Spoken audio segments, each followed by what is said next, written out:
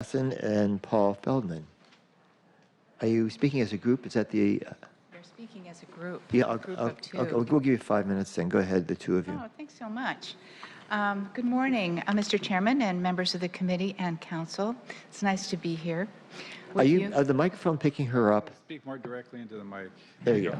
Thank you. My name is Michelle Hassan, and I just said good morning to all of you, so if you didn't catch that. Paul and I are here this morning as symbols of success of a city, Seattle, that stepped up during the most devastating epidemic of our time to show the rest of the country how a community can care for each other, HIV/AIDS. In the mid-1980s, every 18 hours, someone died of AIDS in King County. A remarkable cross-section of our community worked tirelessly in the face of fear and discrimination and created a model for the rest of the country that holds true today.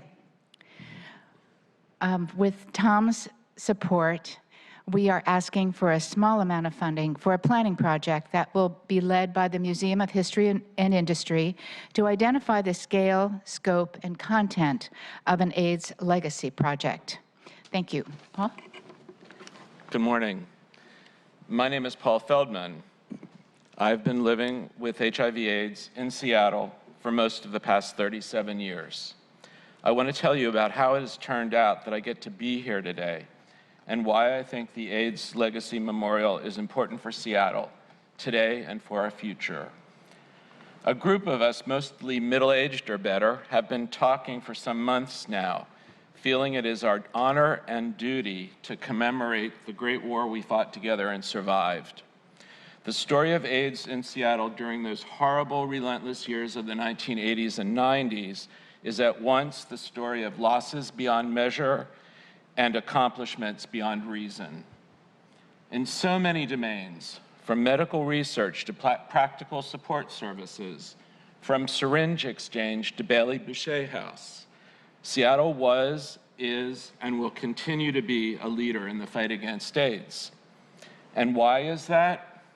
It is because our elected officials and government agencies with meaningful involvement from the community from the start, including people living with AIDS, including me, built an infrastructure and worked to pass state and federal legislation to support community-based, comprehensive care services for people living with AIDS and prevention efforts that spoke plainly about sex and injection drug use with those most at risk.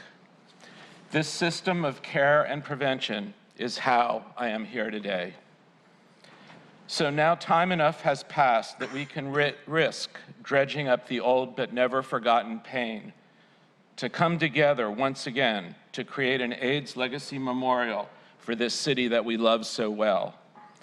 We need to remember our losses and our accomplishments, and we need people to know what we did in this unholiest of wars, so that should such a crisis ever strike Seattle again, we will know that together, and only together, we are people whose resilience and compassion can be called upon to address the suffering and combat the threat.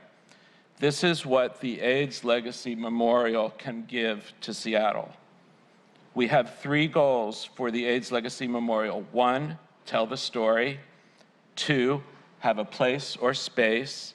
And 3, make a call to action. With City Council support of the proposal to fund planning for the AIDS Legacy Memorial, our city will have something that inspires us to commemorate the past and engage the future. Thank you.